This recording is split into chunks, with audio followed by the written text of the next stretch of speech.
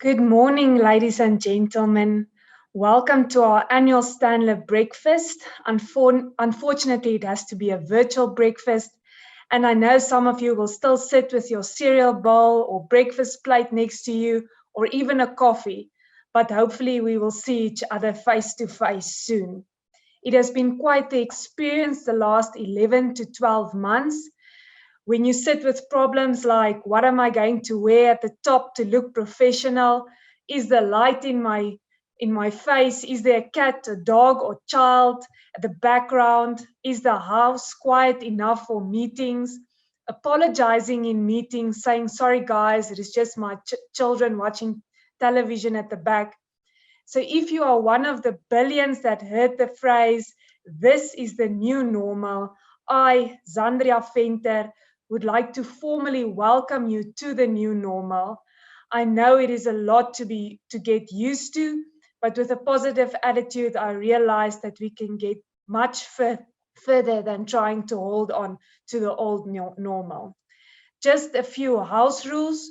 Questions can be asked on the chat function when we will attend to the questions right at the end of the webinar. You are more than welcome to state who you want the questions to be asked to.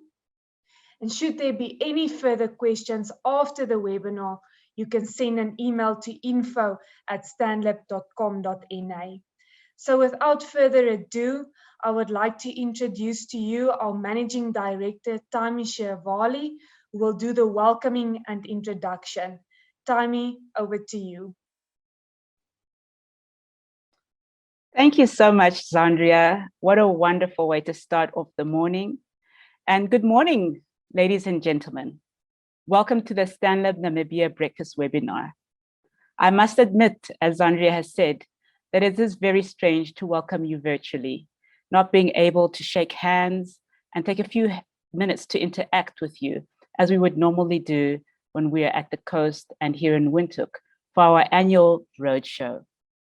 But on behalf of STANLIB, I, Taimi, would really appreciate you, our esteemed clients, independent financial advisors, Stanfin brokers, and Standard Bank colleagues for joining us today. Thank you for your ongoing support to STANLIB. We appreciate you and value our partnership with you. I'm sure that we can all agree that we're coming out of a very strange and challenging year. We are emerging out of the second wave of the COVID-19 pandemic, which has touched each one of us closer to home, either ourselves personally, a family member, or a friend, compared to the first wave, which seemed to be alien and distant, as it seemed to be happening to others out there. So on behalf of our team, we offer our condolences to you, or to those of you with us today who have lost family, friends, or relatives through this pandemic. We'd like to offer you our thoughts to those of you who are sick or ill with this disease, or know of people who are suffering from it, and wish you all a speedy recovery. We look forward to 2021 as being a positively different year and a return to a bit more normal, but still continuing to adapt to ways that have been discovered to work better for all of us as we have weathered this pandemic. The vaccination is on top of mind and is being expected to be procured and start rolling out in the near future, with the aim of reaching herd immunity by the end of the year. This will have the largest impact on us and on us returning back to the life we once lived. Well, when reflecting back on last year and planning for today's roadshow, I remembered that last year, actually to this day, Kevin Lings was educating us on the origins of COVID-19. And he and Henk Viljoen spoke to us about how technology was becoming an even greater player in the daily lives of the citizens in the areas around the world that were hit by COVID and were in lockdowns, and that we should expect the same changes to become part of our daily lives. The world, even our Namibia, was then quickly disrupted by COVID-19. By the end of that month, we were in lockdown. Things quickly played out since then from a technology perspective. and more specifically, as to how we and yourselves had to adapt into this new virtual world. Well, that brings me to this morning's presentations, for which I now give you an overview of the objectives of today and the agenda. So we're hoping to assist you with some of the challenges or difficult conversations that you are having in your investment committees and with your clients. While markets and most asset classes have recovered post the market crash early last year, you have in all likelihood found yourselves with new challenges in your engagements, and as well as looking to meet investment objectives and income needs. Top of mind are the likes of concerns around the economy and COVID impact on the consumer and subsequent impact on financial markets in 2021. We trust that our views and insights will assist you in keeping you informed and updated. We also found ourselves in a low interest rate environment, which potentially impacts how you traditionally invested your funds to generate positive real returns or to meet the income requirements of your businesses or your clients, especially retired clients. We understand that this is one of your biggest challenges within your businesses, and we hope we can assist with insights and views around how you can consider the inclusion of riskier growth assets to meet the income needs and investment objectives.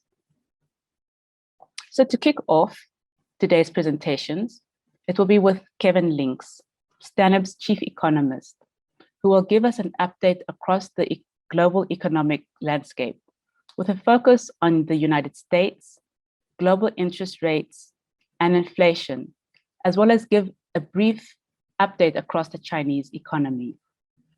Kevin will then focus on the South African economy, where he is actually quite positive when considering the South African rollout of COVID vaccines over this coming year, as well as trends around improving tax revenue, positive views on the manufacturing sector, as well as the low levels of inflation and low interest rate environment. All in all, South Africa's forecasts are looking better. Yes, South Africa still faces challenges. However, it is encouraging to hear of the positive news and trends. Henk Viljoen, who is one of our senior portfolio managers in the balanced team, will present across asset classes, as well as some asset allocation calls over 2020, and share insights and views with the aim to give a sense of where opportunities are in terms of looking to generate positive real returns and in this environment. We will then get to the session of the question and answer session, which Zandria will then host for you. I will do the wrap up at the end, and we should be looking to finish by 10:45. Thank you once again for joining us. Now sit back and enjoy the presentations.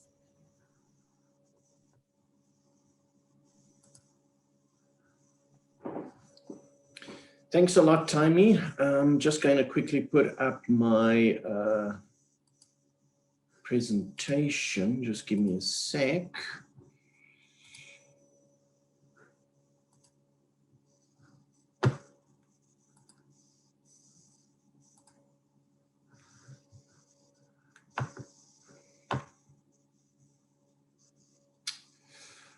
All right, I see that my video has been blocked by the organizers, so maybe they can unlock that. In the meantime, morning everyone, welcome to our discussion.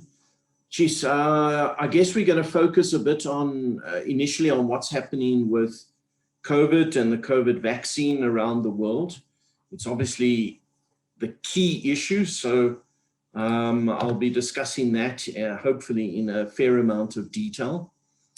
We need to understand what's happening with the United States. There's generally, I would say the United States is moving into a very comfortable environment, but I guess we've got to understand that that's been driven by stimulus, a huge amount of fiscal stimulus that's already been applied and more stimulus to come. And then obviously they've got low interest rates, so we'll discuss that in the presentation. I'll spend a little bit of time on China, not a huge amount, but generally China in good shape. And they don't seem to be concerned about the infections, and they certainly don't seem to be concerned about rolling out their vaccine. I'll show you their numbers. They don't look particularly impressive in terms of vaccine rollout. And then obviously we'll spend quite a lot of time looking at South Africa.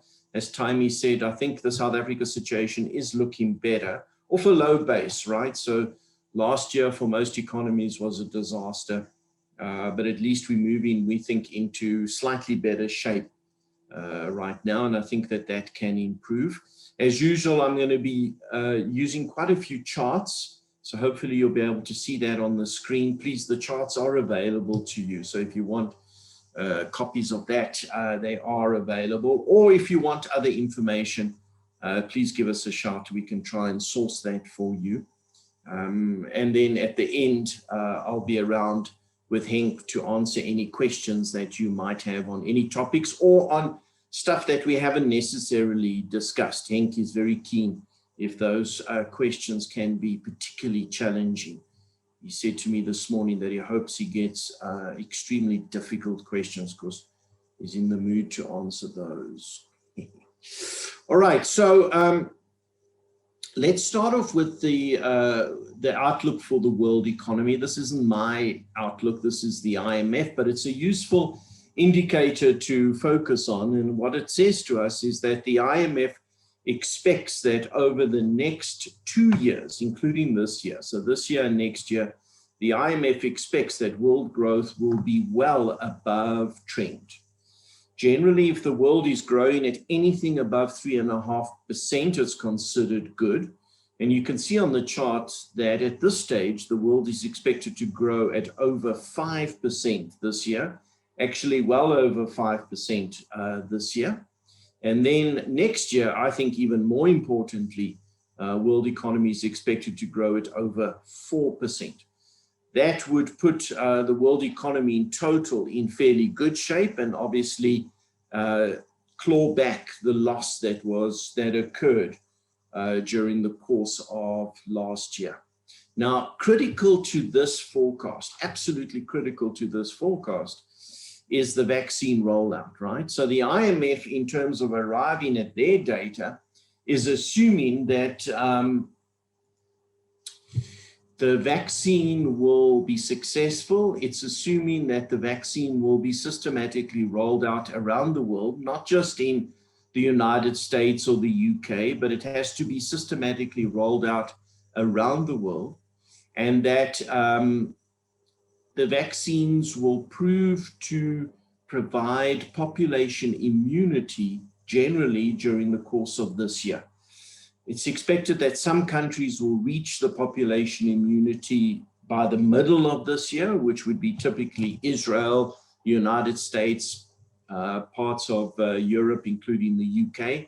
That's entirely feasible that they reach that by the middle of this year. But then other countries expected to reach that by the end of the year, so that you've got the bulk of the world economy reaching this population immunity by the end of this year. That's critical to this forecast. If you assume that the vaccines don't work, right? Let's assume that there's a new variant, a new mutation of the virus, and the vaccines are not effective, then clearly these forecasts are going to be revised down quite substantially. So a huge amount depends on that vaccine rollout. The other thing I just want to mention right up front is that when the world goes through this type of growth phase, 2 years of well above trend growth, then countries like Namibia, South Africa tend to benefit. Even if that benefit is a little bit indirect, it's very common that if the world economy is picking up, then growth in Namibia and South Africa is picking up. So we already see that through the commodity price cycle. And South Africa's, if I look at South Africa's exports, they're already showing a benefit as a result of a pickup in global trade, a pickup in global commodity prices.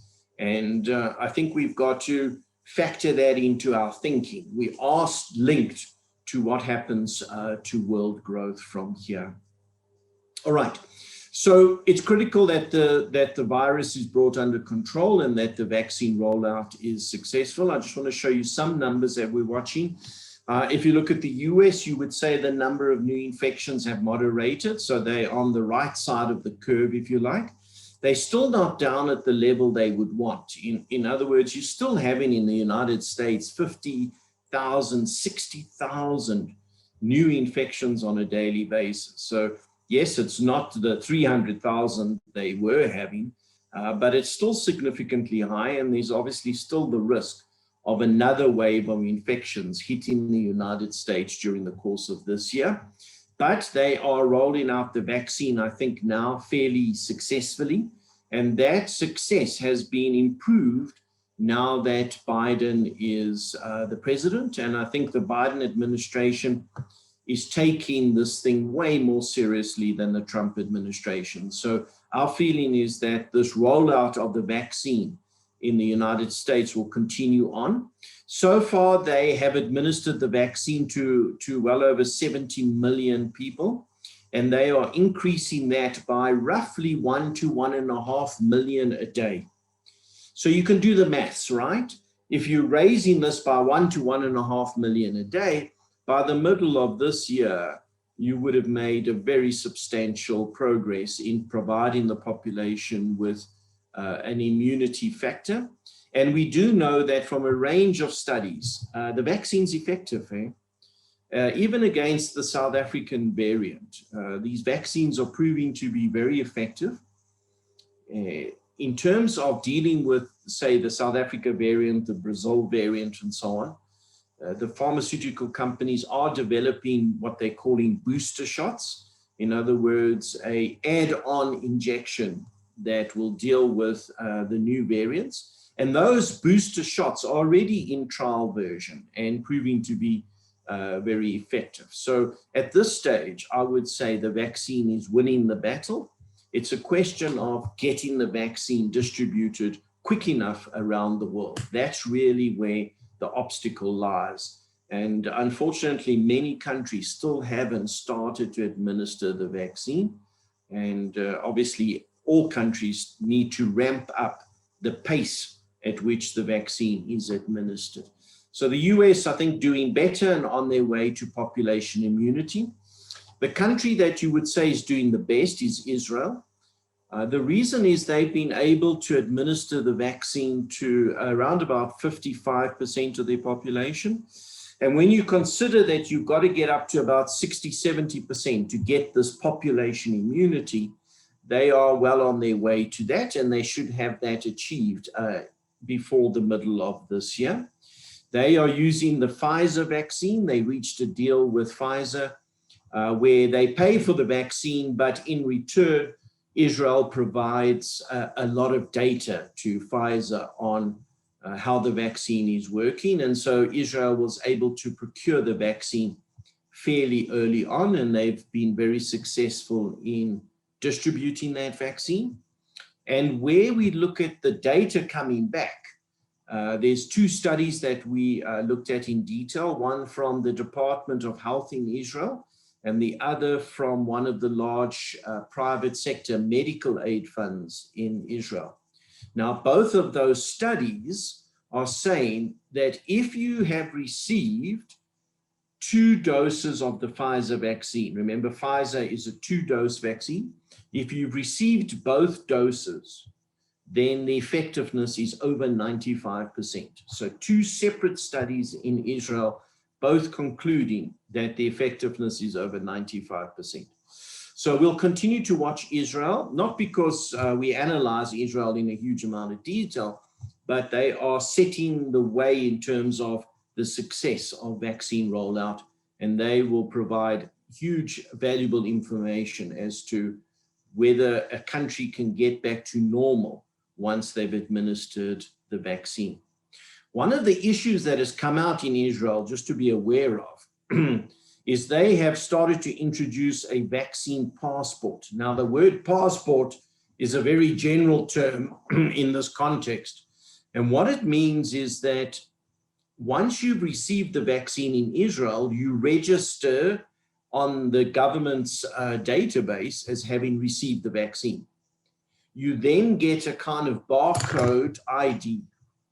And what you are then able to do is when you go to, say, a sporting event, or you go to a concert event, some activity, you take that ID, that barcode with you, and at the entrance, they scan that code, which then says that you have received the vaccine. And once the organizers know you've received the vaccine, you're then allowed to enter the event. Now, there's a lot of debate about whether that is good or not, right? But just to be aware, I think some countries will go that route of a vaccine passport, which means that if you haven't received the vaccine, you're going to find yourself excluded. And that's going to create a lot of tension and a lot of pressure. So it's another factor that I guess we need to watch in terms of how this vaccine is rolled out.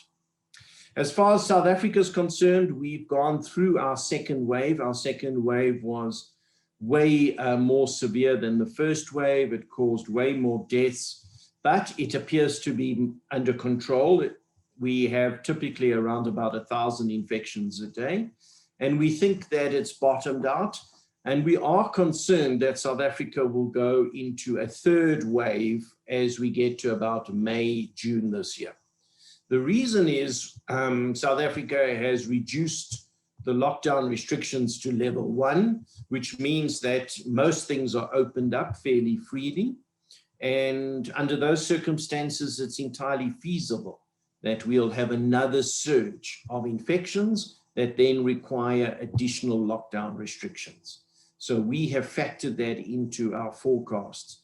We don't expect the third wave to be as bad as the second wave, but we are expecting a third wave that will require further lockdown rules. So unfortunately, we started to distribute our vaccine, but it's still going to take time for South Africa to reach population immunity.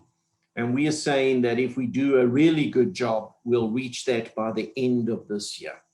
But I need to stress, in order for South Africa to reach that by the end of this year, we've got to substantially increase the number of injections on a daily basis, radically increase it in order to make that target by the end of the year. But it's possible, and so that's built into our forecast. The good news on South Africa also is that our death rate has come down dramatically. So we watch the black line very carefully. The black line on this chart represents how many people are dying every single week in South Africa. And you can see the scale on the left-hand side. So at some point, not long ago, almost 25,000 people were dying a week in this country. Now, what's critical for us is how does that compare with how many people you would expect to die every week? That's represented by the dark orange line. So the dark orange line, if you think about it, that's your forecast on how many people should die. That data is based on how many people have died. Geez, this is a great topic. How many people have died over the last 2 years, right? So anytime that the black line is above the dark orange line, that tells you that more people are dying than should be, and that's called excess deaths. And clearly you need to understand why are there excess deaths? And obviously under these circumstances, it's due to COVID-19. Fortunately, the black line's now coming down, and hopefully it continues to moderate and that we get back to a more normal death rate. So in the background, at least, that's moving in the right direction. The hospital system in South Africa is coping a bit better, less people in hospital, etc. But clearly for South Africa and for many countries, we've got to watch for a third wave while we try and get the vaccine administered. Okay, so every country is making different progress on this, and I guess that level of progress on the vaccines is going to determine how quickly economies can get back to normal.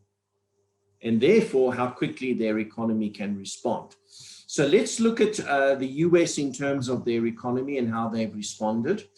In a nutshell, US is doing well. Actually, the US is doing exceptionally well. They had a decline in the first quarter of last year, a decline in GDP, fairly small, but then they followed that up in the second quarter with a massive decline, and that was the worst of the COVID impact on the US, second quarter of this year. But then look at the third quarter, phenomenal turnaround that beat expectations.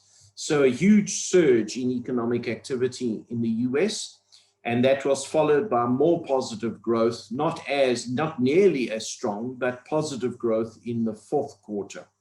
So for the year as a whole, the US declined by about 3.5% last year, but that decline of 3.5% was actually less than what many people anticipated.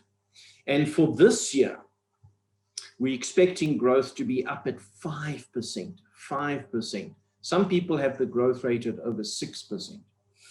So why is the US able to grow so strongly after the COVID-19?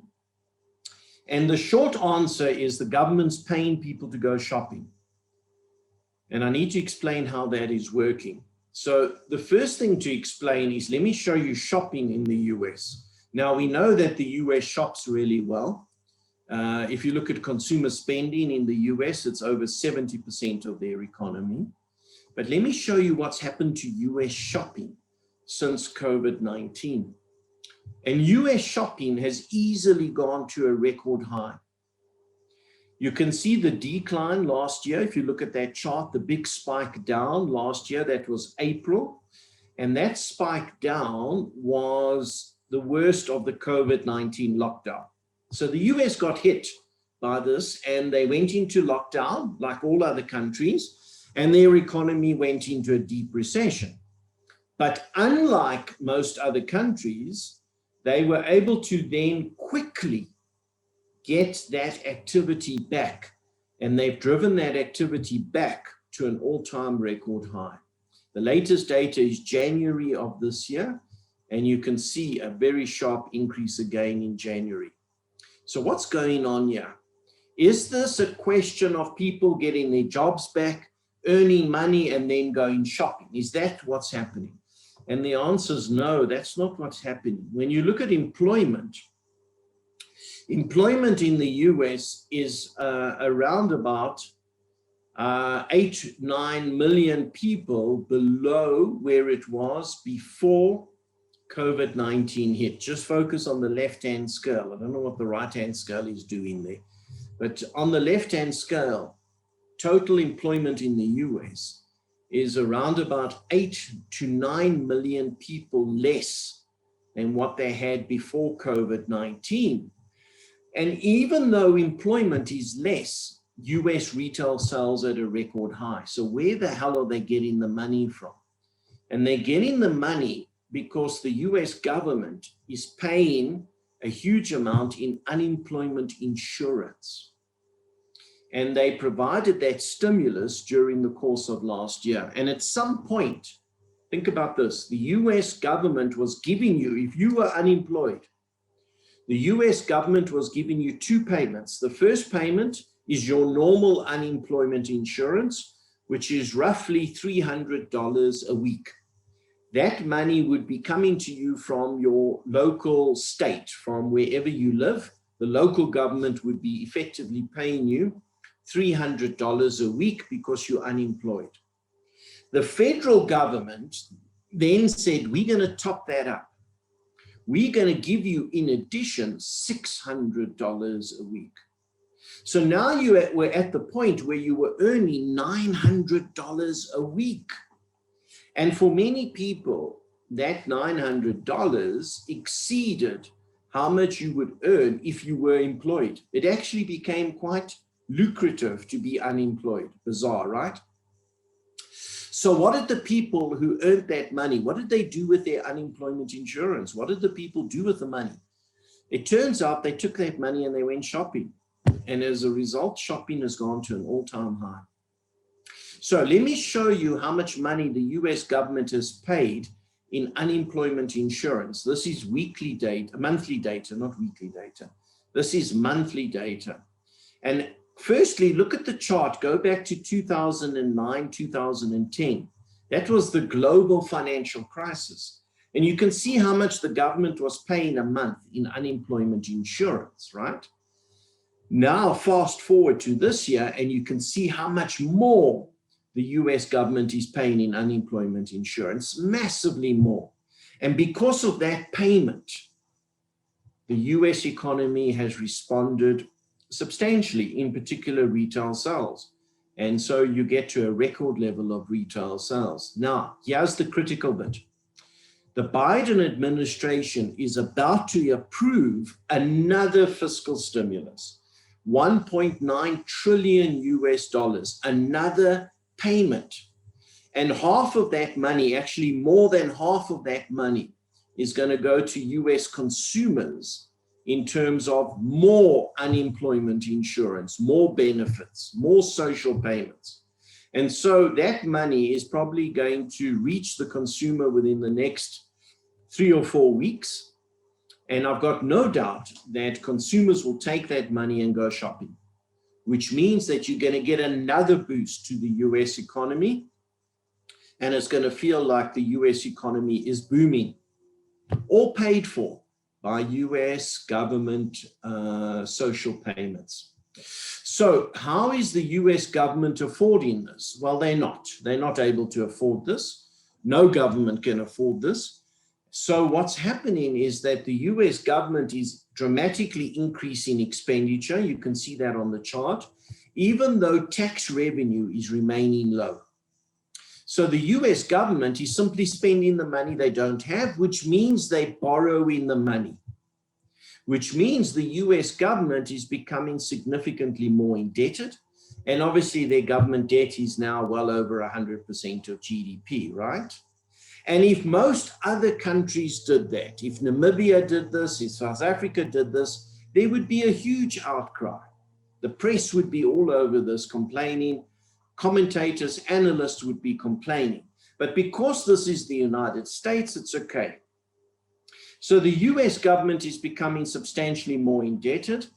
And in the background, they've got the major advantage. What is their major advantage? The Federal Reserve, their central bank, is effectively printing money. Of course, we don't call it printing money. Call it whatever you want, creating electronic balances, money balances, quantitative easing. They are creating these money balances. And what are they doing with this money, the Federal Reserve? What are they doing with the money they're creating? A significant portion of that money is being used to buy government bonds. So think about the chain of events. The Federal Reserve creates the money. The money goes to buy US government bonds.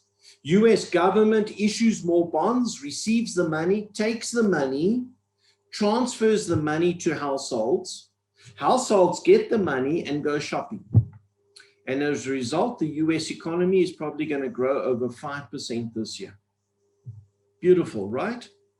So why doesn't Namibia do this? Why doesn't South Africa do this? Why don't a whole range of countries do this? The problem is that if we try to do this, we would see our currencies collapse. The rand would collapse, and along with it, the Namibia dollar would collapse, because people love the dollar. So even though you're printing this amount of money and you're putting it into the US economic system, people are not turning away from the dollar. People love the dollar. And so the US economy is not experiencing any bad impact of doing this. Inflation's under control. Interest rates are at record lows.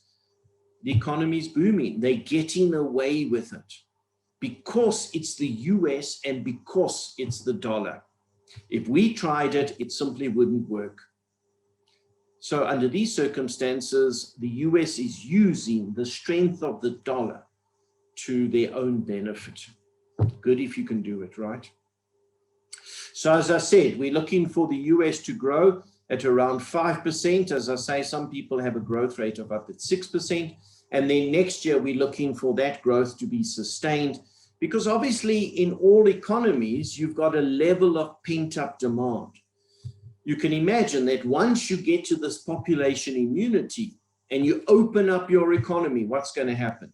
People are going to travel, tourism's going to pick up, entertainment's going to pick up, conferences are going to pick up, people will arrive in Namibia to do economic presentations. All of this will then give economies a boost, including the US. The pent-up demand is a significant positive factor, but once you reach population immunity. And so we think the US, the world's biggest economy, is going to enjoy 2 years of well above trend growth, as long as the vaccine rollout is successful. All right, let's talk about China quickly. I just want to firstly show you the number of new infections in China, and you can see on the chart, they pretty much don't exist. It's around about 15 a day, 15 infections a day. We're not sure if this data is right, but we've got no way of knowing if China is hiding the data. This is the data they give to the World Health Organization, so we kind of have to accept the data. And based on this data, China has not had a second wave. Hard to believe that in reality. So it's possible that China isn't revealing the truth of what's going on as usual. But in terms of their data, they don't seem to have a COVID problem, and their economic data seems to reflect that. Their economy is actually doing very well, and parts of their economy are comfortably at an all-time record high. The other thing that doesn't seem to be happening is that China has only given the vaccine to just over 40 million people, which is nothing, right? It's nothing compared with the size of their population. And they don't provide regular data. They don't even provide, they were providing kind of weekly data. Now it's not even weekly data. But it doesn't feel like China's in a mad rush to distribute the vaccine. I'm not sure why. They've got their own vaccine, they've developed their own vaccine. They've actually got a couple of vaccines, one of which is only going to military personnel in China. They've got 2 others that go to the private sector. But they don't seem to be really impacted by this in a significant way. And their economy, in terms of their data, seems to reflect that. GDP growth has been positive for the last 3 quarters. Their GDP is at an all-time record high. Last year, they actually grew in total by 2.3%. And we expect, more importantly, that this year they're going to grow at over 8%.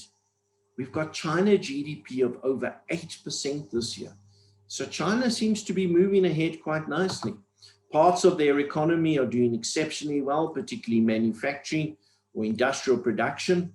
That number is now at an all-time record high, growing easily at 6 to 7% year on year. And when we look at retail sales, they appear to be recovering also fairly nicely. So I would say that China is in a fairly good position in terms of the economic performance.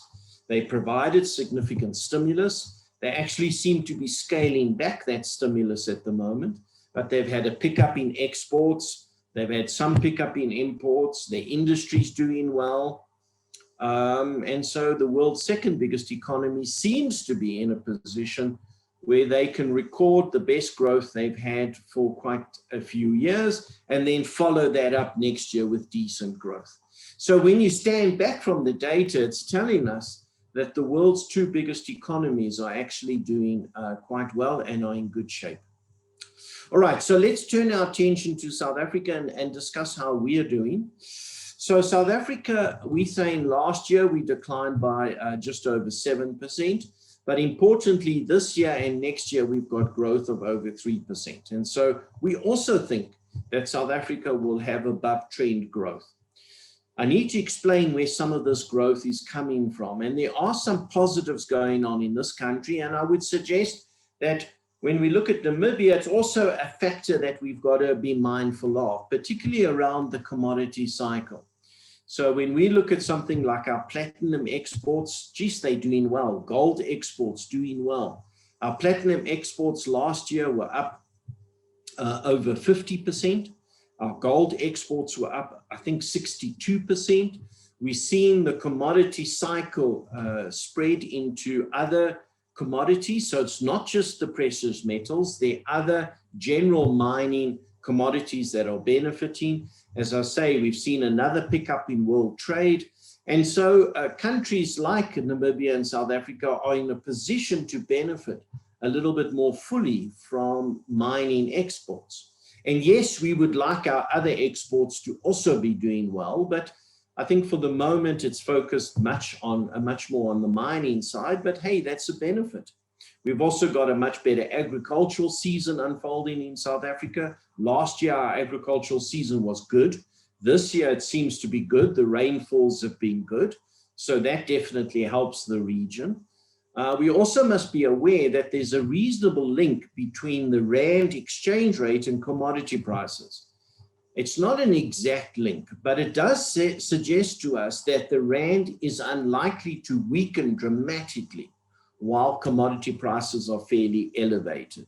So we are in a better position in terms of the currency, and obviously that helps us, right? It helps us in terms of keeping inflation low. It helps us critically in terms of keeping interest rates low.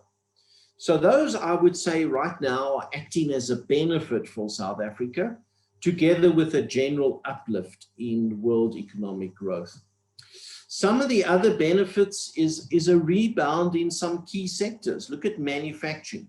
Manufacturing declined very dramatically in the early part of last year, but look at the year-on-year growth. The year-on-year growth is now positive.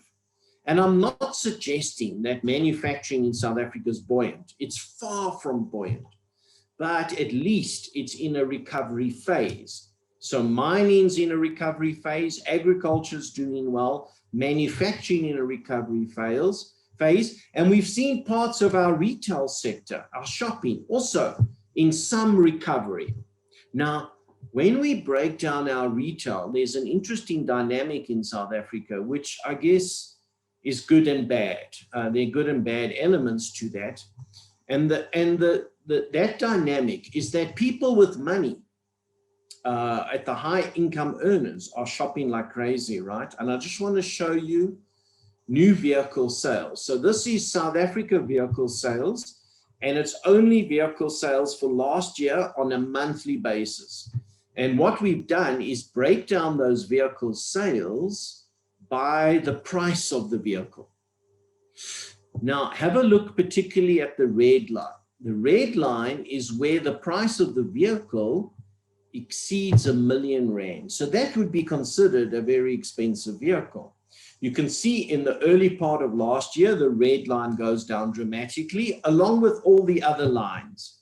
But look at how strong the red line has been since April of last year and remains strong, which means that that luxury element is actually very buoyant in this country.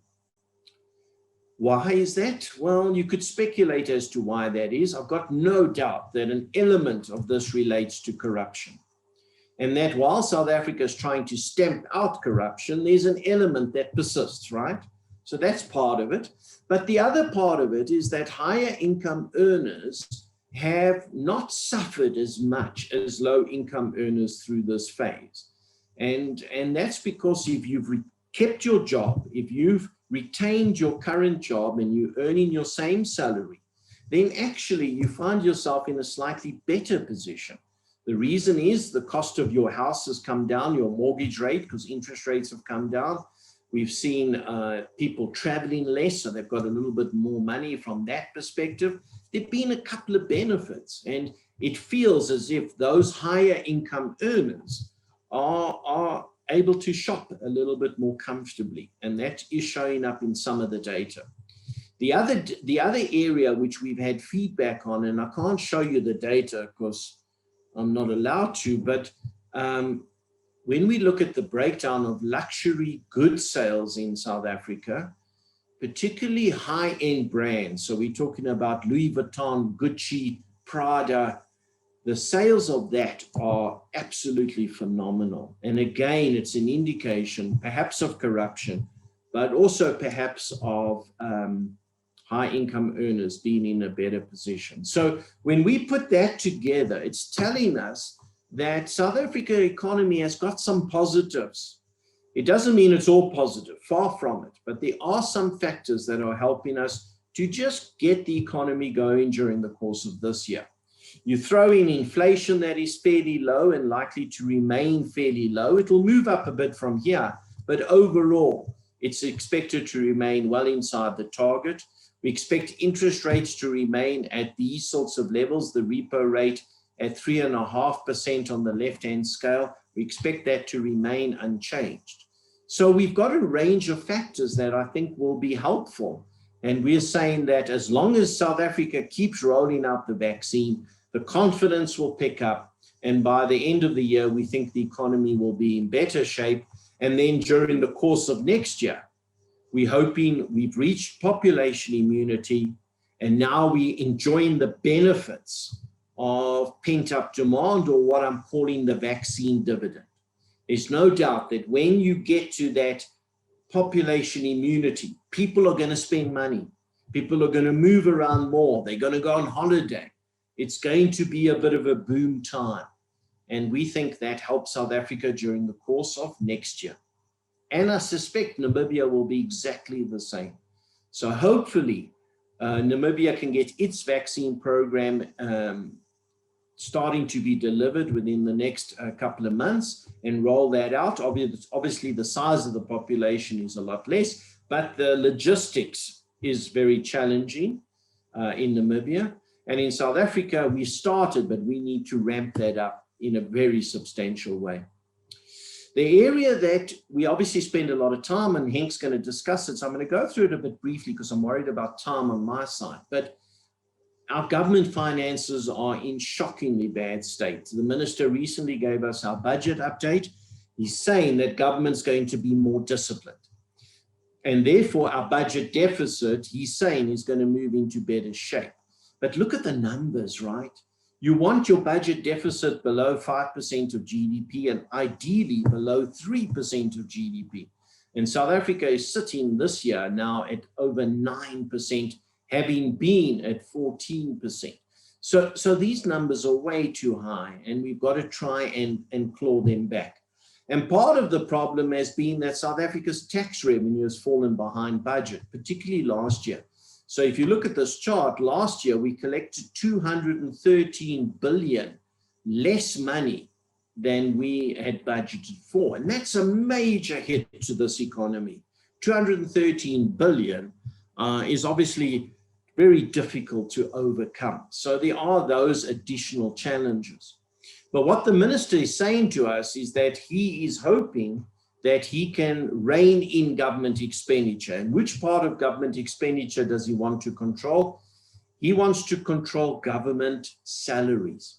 So I apologize for the quality of this chart. It's not my chart. It comes directly from National Treasury, and it was discussed in the budget. But I just put it in here to illustrate this. And this is the government. This is the Minister of Finance saying, look at South Africa, how much they're spending, how much we're spending on salaries, on government salaries, and compare that with other countries. And what the minister is highlighting is that South Africa's salary expense within government is one of the highest in the world, and therefore not sustainable. And so our Minister of Finance is saying that salary increases are going to be pretty much close to zero over the next 3 years. Last year, he didn't pay a salary increase, so that number moderated. And he's saying that over the next 3 years, he's going to keep salaries under control. And therefore, he's going to introduce fiscal discipline. And that's to be applauded. That's a good outcome. The problem is the trade unions don't want that. Their argument is that salaries must go up by 4% above inflation. And let's say inflation is 4.5%. We're looking at 8.5% salaries that the unions want, and government saying 0%. So we're heading for a fight. And that's a risk that South Africa has to deal with. But at this stage, the minister is trying to be adamant that salaries are going to remain under control. Even if those salaries are kept under control, government debt is still going to go up further, and last year it went to over 80% of GDP. And what the minister is trying to stress is that we don't have the money, and he's right. Government debt is already a problem and remains a problem even if the salary increase is zero. So you can imagine how bad this debt will look if government gives the 8% salary increase. It starts to become unaffordable. So it's a massive area for discussion in South Africa. The minister seems adamant, but so do the trade unions. In the background, our unemployment rate has gone to a record high, 32%, 32.5%, and in particular, youth unemployment, 63% youth unemployment. If you add back discouraged workers, youth unemployment is 73%. That's the crisis. And therefore, South Africa's in a battle. And the battle is we've got to find a way to be disciplined, but at the same time, find a way to grow the economy. Not an easy task. So let me show you my final chart before I hand over to Henk. We are saying that the way forward for South Africa is start to deliver some infrastructure. Now that immediately sounds wrong, because how are we going to pay for infrastructure? The government is massively indebted. The state-owned enterprises are in shocking state. You can look on the chart to see what has been the fixed investment from state-owned enterprises in South Africa, and it hasn't had any investment since the Soccer World Cup. But South Africa needs infrastructure in every area. So what is the answer? The answer is private-public partnerships. Is government partnering with the private sector, using the private sector's balance sheet to help fund the fixed investment in infrastructure, and that way try and get this economy going. And we think systematically government is coming around to that idea. The president is now in line with that idea. It's been mentioned a lot more. It seems to be a focus. And so we're hoping during the course of this year in South Africa, you'll see more evidence of private-public partnerships, and therefore give us more confidence about longer-term growth. So in total, I would say that if you look back, the world economy is moving into better shape.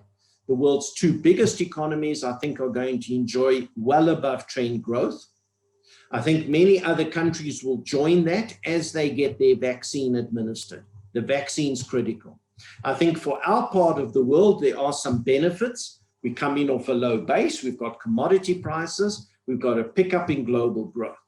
We've got to find a way in Namibia and South Africa to administer the vaccine effectively. Then I think we start to enjoy that benefit, that vaccine dividend. I think in the meantime for South Africa, the focus will be fiscal discipline, which is going to be a challenge through the middle of this year, and then hopefully some indication that interest rates are still under control. We think they are, and that we're starting to deliver infrastructure. So that's all from my side. I'll be around for questions after Henk, but I'm going to hand over to Henk, who'll give you his take on where he sees markets and how he's factoring into the funds that they managing. I must say, from my perspective, Henk and his team have done a phenomenal job in managing their balanced funds. So over to you, Henk. Thank you, Kevin, and morning, everybody. Hopefully everybody can see the screen okay.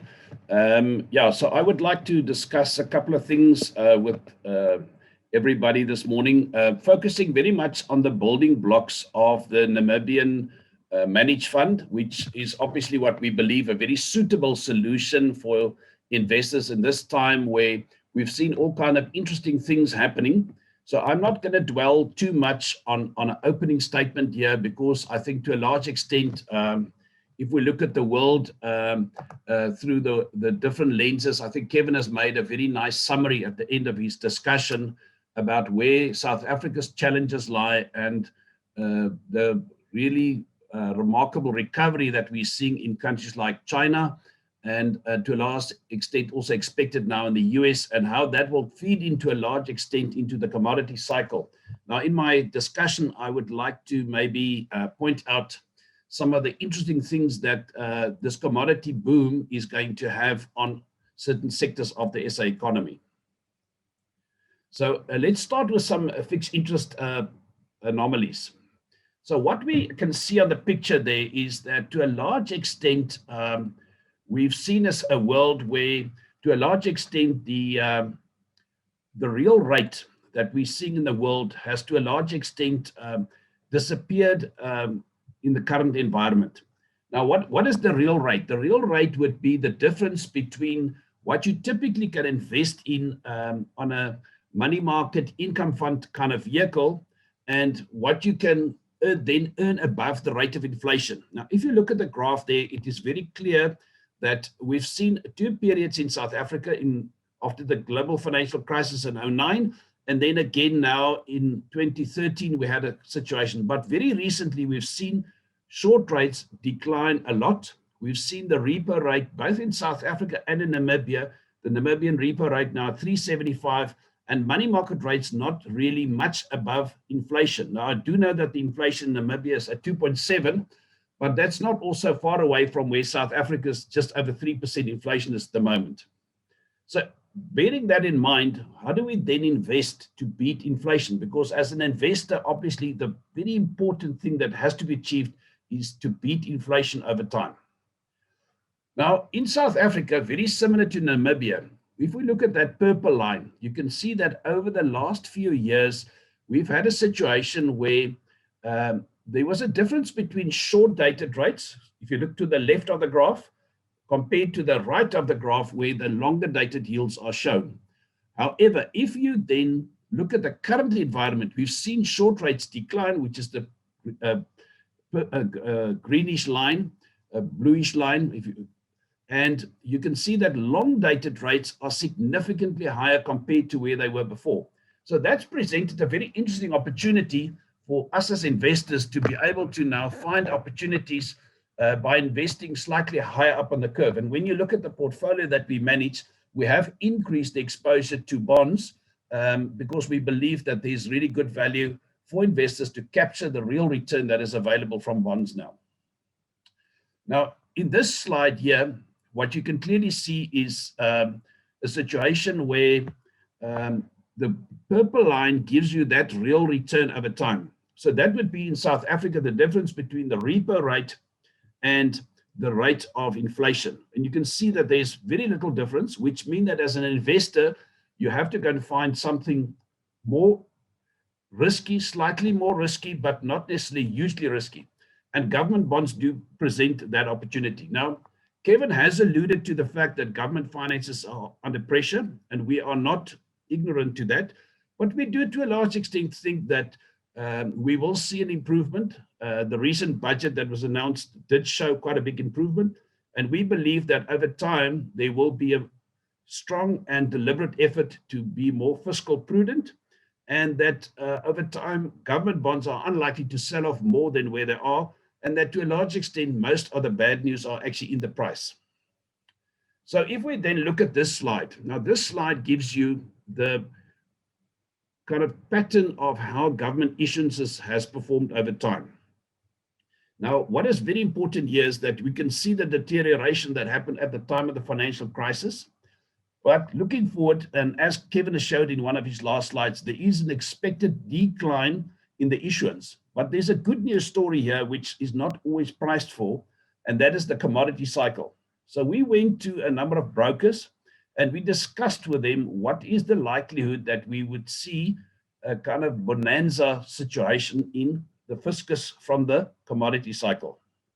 And here are some of the numbers that we can show you, which certainly is a very strong movement that we've seen in the commodity cycle, where the commodity cycle is obviously pushing up prices. We do believe that a number of these commodities like gold and particularly platinum have seen not a lot of investment for the last few years, and that to a large extent, the amount of investment that has happened is a little bit on increasing production, making closed mines available again, but it will not be sufficient to close the gap in terms of the demand. And as these world economies start to grow, and particularly above trend growth, like Kevin has alluded to, we think that commodity prices will hold up. And as a result of that, we see this huge bonanza of money coming to governments as a result of this strong growth. And as you can see there's no doubt that over the next few years, we will see a continuation of the strong extra money that government is getting from tax windfall from the commodity sector. Then if we take a step back and we look at South Africa relative to our emerging market peers, obviously one of the risks in the world at the moment is that as the world recovers, developed world markets will see a quick recovery as vaccines are rolled out effectively. And the challenge for emerging markets are to be able to do the same thing as what is happening in the developed world. At the same time, when you look at this graph here, you can see that on the left-hand side, the ZA refers to South Africa, and that shows you that real return. Once again, what I'm showing you here is the difference between inflation and the 10-year bond yield in the country. Now, in the case of Namibia, the bond yield trades roughly 40 basis points above where the SA 10-year bond yield is trading. So it's an even more attractive investment going into Namibia. But what is clear from this graph is that compared to most of the other emerging markets, South Africa stands out as one of the better places to put your money. But why is it so cheap? Because we are obviously worried about the fiscus. Now, that is why it's so important, as Kevin has pointed out, that we deliver a better fiscus for the region and for South Africa as a whole, so that the benefit of this high real rate will become something that will attract foreign investors and start spending money by buying SA bonds and regional bonds, and then hopefully contract the spread and thereby making the funding cost of government quite a bit smaller. So we have a windfall of revenue coming from the commodity cycle, but to a large extent, one of the big hurdles for government is the fact that in South Africa, we are paying up quite a lot for our government funding. And that compares not very favorable to what is happening in many of the emerging markets. So what has happened, and this is just a quick snapshot of the purchases and sales of foreigners into the SA market. And you can clearly see that foreigners come and go as buyers and sellers of our market. And what we need is a consistent trend of foreign participation into our market. Very recently, unfortunately, South Africa has fallen off the buying spree, and we've seen quite a bit of sales from foreigners coming back into our market. If we then move on to the equity space, now the equity space obviously has been a very surprising factor, because as markets collapsed in March last year, to a large extent, I think there was a huge amount of uncertainty of how and when will markets recover. And we all know that markets started recovering very sharply, and a lot of the stimulus that Kevin has alluded to then helped to push markets up a lot quicker and a lot higher than what I think most analysts and investors actually believed. But when the crisis happened last year, we had a look at markets and we broke them up into three categories. So we believed there was going to be the V-shaped recovery shares, the U-shaped recovery shares, and the L-shaped recovery shares. Now, what you see there is, in the case of the V-shaped recovery shares, those would be shares that recovered very quickly and effectively had not really been impacted that much by the crisis. And what we typically held in our portfolios was the PGM sector. We also have very large holdings in the media tech space, which is typically in the Naspers holdings. But we've also seen companies like the telcos being impacted, but not to the same extent. And that would be the MTNs and the Vodacoms of our world. On the other hand, you had the U-shaped recovery, where some companies got impacted, like life companies making provisions, but we do believe that their balance sheets will recover quite quickly. We have a number of the asset managers that are listed that recovered quite sharply.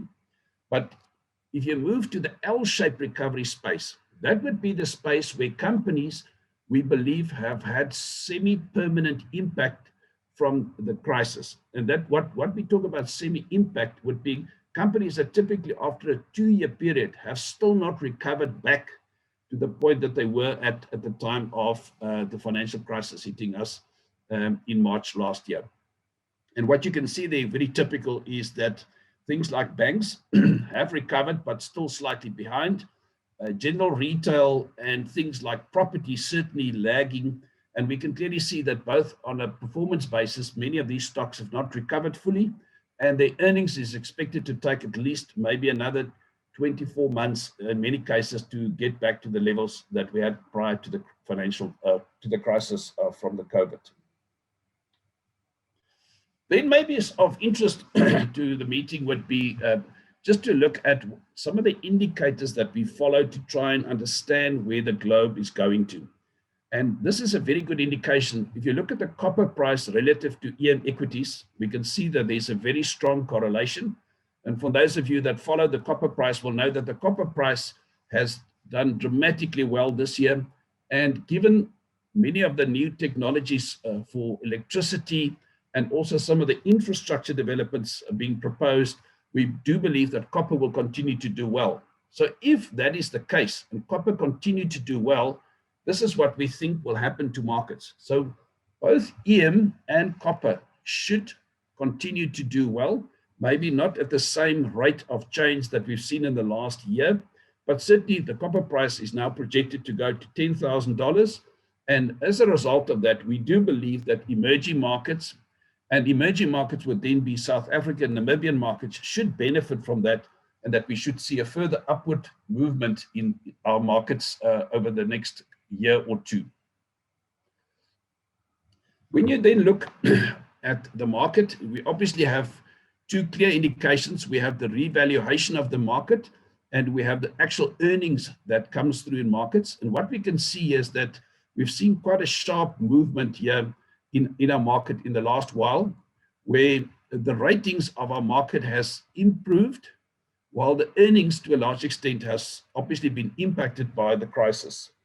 What we think the current trend is that if we compare this to something that happened during the global financial crisis, we can see that the upward momentum of this probably seemed to have some further legs on the upside. And therefore, although markets have done well, we do believe that there could be further increases in the valuations as earnings start to come through over the next 12 to 18 months. Coming back to the slide that I showed you earlier, as you can see, this slide gives you that same slide that talks to the real returns. But what is interesting here is to maybe just pull this back to the equity market. And when you look at this, you can see that during periods of negative real rates, we've seen equity markets actually do quite well. And the current environment of, call it basically no real rates, no positive real rates, is not an exception. With once again, we've seen equity markets do remarkably well during this period. Then maybe I would just like to touch on the international manager that we use in our managed fund.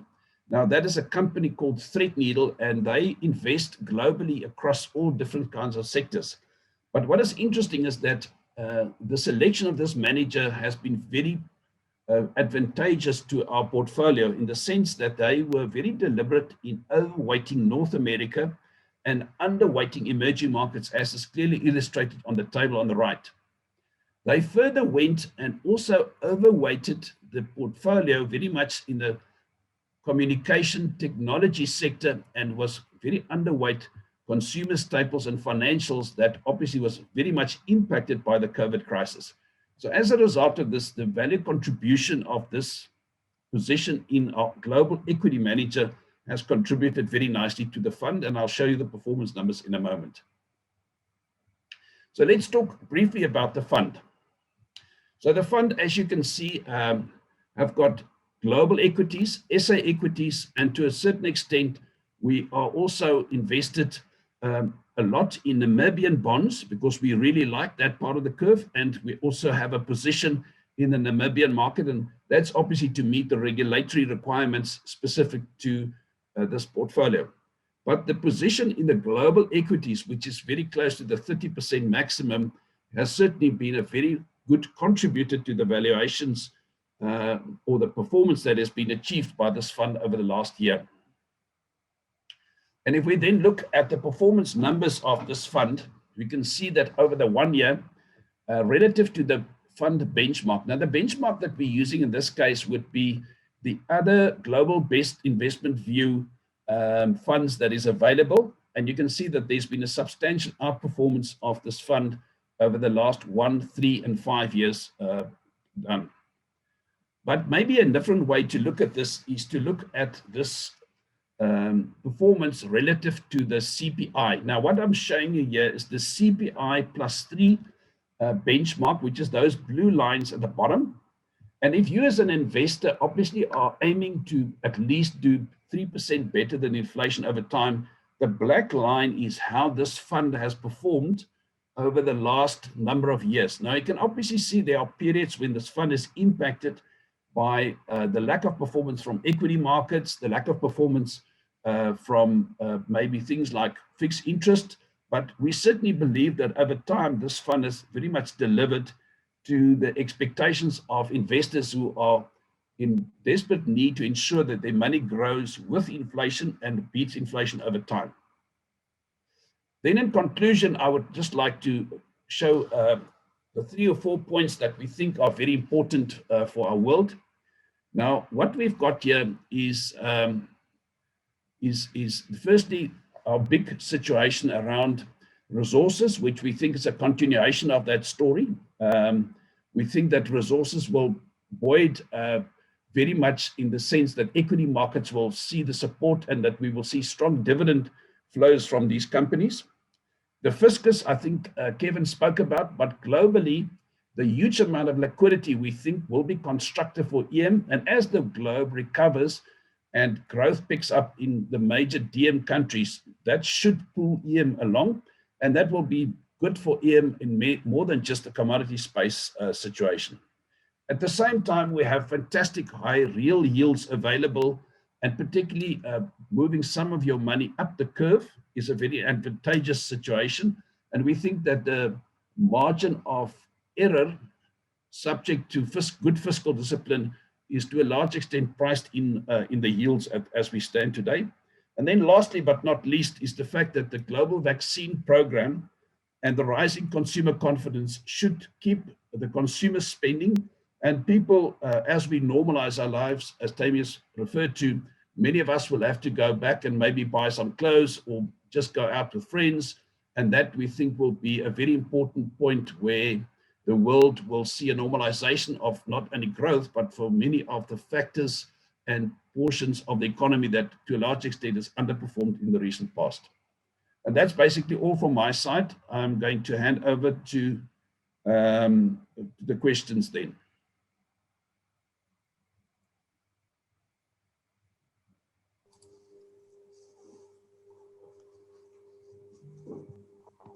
Okay, so I will kick off with the questions. One for Kevin. Would it be better to utilize the fiscal stimuli by investing in large infrastructure projects which can have a long-term positive effect? What will happen once the efforts of the stimulus run off the next 24 months? Yeah, that's exactly right. That's the concern with all of these stimulus. Obviously, in the United States, they've decided to apply a lot of that stimulus to the household sector, and you've got to look at that as a political outcome. In other words, the Trump administration did that as part of a political gamble to try and obviously get people to vote for them, and all political parties do that. And I guess the Biden administration made those promises while they were trying to get elected. So now they feel they've got to follow through with that promise. Otherwise, they'll be criticized that they didn't honor the political mandate that they got elected by. So the politicians tend to focus this type of stimulus on the household sector for political reasons. It would be way better if you took that 1.9 trillion in the US and you spent it on infrastructure in the US, because the infrastructure is in desperate need of renewal. There are lots of local airports, bridges, all kinds of things in the US that need to be upgraded. And that 1.9 trillion would go a long way in doing that. And obviously that would then provide you with longer term growth as opposed to a short term shopping spree. So why don't politicians do that? Part of the reason is it just takes too long. There's a whole lot of people you've got to get on board, and there's lots of things you've got to do to try and get that infrastructure implemented. So they tend to go with the short-term benefit. And yes, you're right, it will fade away. I guess what they hope is that once the impact of the stimulus starts to fade, the US economy has then reached population immunity. You're now opening up the economy more fully, and now the economy takes over, the private sector takes over more broadly, and therefore the stimulus is not needed. So it could work that way. It's not as if it won't work, but I agree, it would be way better if the money was spent on infrastructure in terms of longer term growth. And that applies to every country. It's not just unique to the United States. Another question, but for Henk, wanted to know if you would keep to your long-term average exposure to SA versus worldwide, or would you increase or decrease exposure to one of these regions, and why? Yeah, thank you very much for the question. Yeah, so what happened, obviously, at the time of the crisis was that we saw a very sharp deterioration in the rand compared to most of the international currencies. At that time, offshore exposure in the fund went way above the 30% level. And we took a deliberate effort to then reduce our exposure to offshore equities and also bring back some of the exposure that we had in other assets into rands.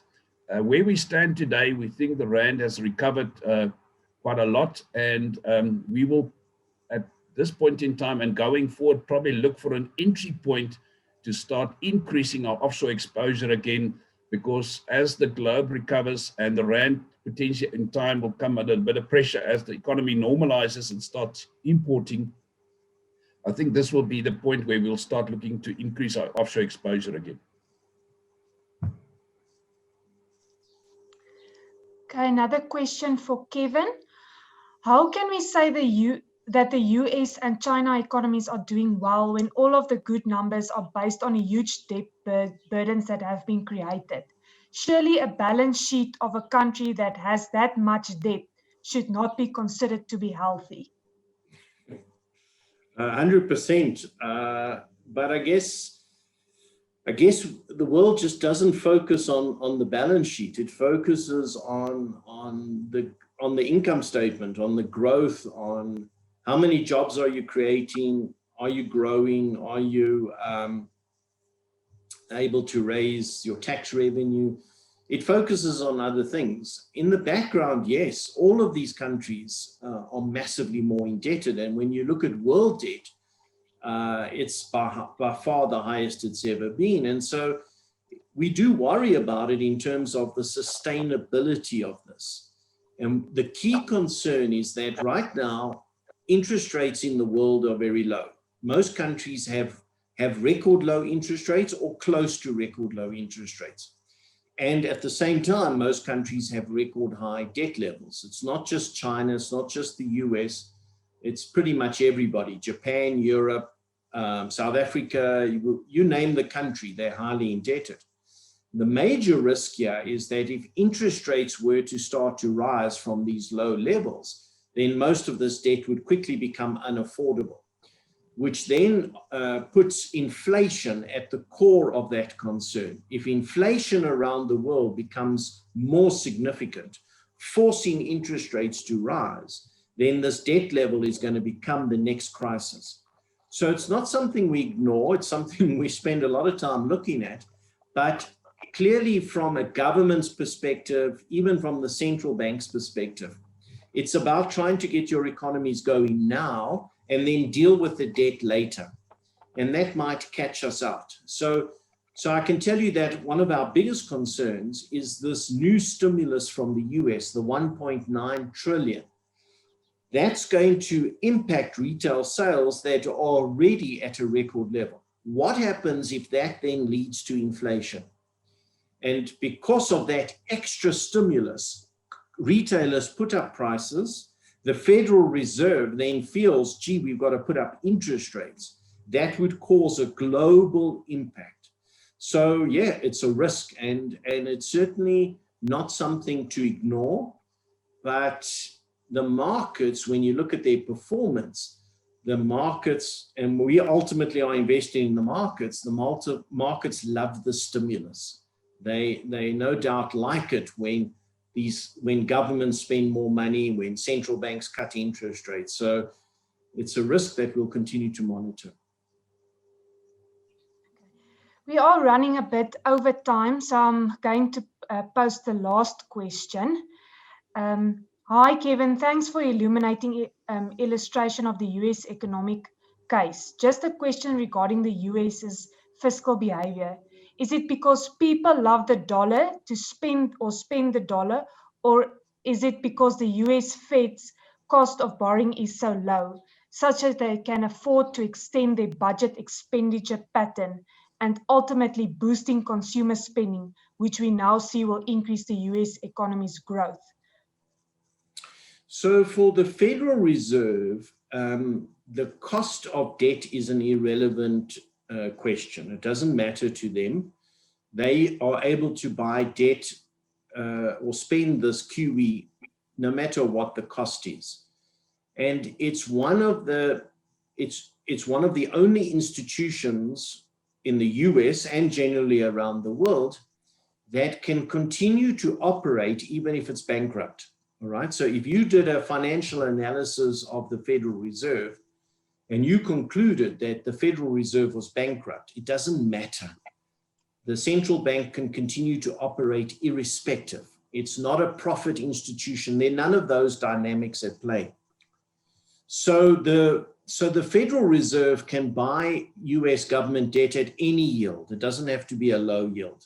What matters for the US government is that they've still got to pay the interest. No matter who buys their debt, even if it's the Federal Reserve, no matter who buys their debt, they've got to pay the interest on that debt. So obviously, if interest rates in the US go up, then the US government is going to have to pay more interest on all of the debt, including the debt that is owned by the Federal Reserve. The benefit, of course, is that the Federal Reserve owns a huge amount of US government debt. They receive the income from that debt in terms of coupon payments. They take that income and they transfer it back to the US government. So the US government doesn't effectively lose that interest. They don't transfer it and it stays at the Federal Reserve. It actually gets transferred back to their treasury, and it then becomes income for themselves. So they are effectively paying themselves interest. So I guess it becomes complicated, but the main issue is, as long as interest rates remain at these levels, this high level of debt and the system of QE can continue, and it will continue indefinitely. The risk is that interest rates are forced higher, then all of these things become unmanageable. And so it's about simply watching inflation and interest rates in the US as to see whether this is sustainable. Wonderful. Thank you so much, Kevin. Thank you, Henk. We ran a bit over time, so we cannot attend to any further questions, but I will take note of the questions and ask Kevin and Henk to answer them offline. I have everyone's email addresses, so I will try to send it to you within this week. Thank you so much for everyone who attended this webinar. We really appreciate the turnout, and have a great Wednesday further. Thanks, guys. Enjoy your sunshine. Thank you very much, and have a good year, everybody. Thank you. Bye.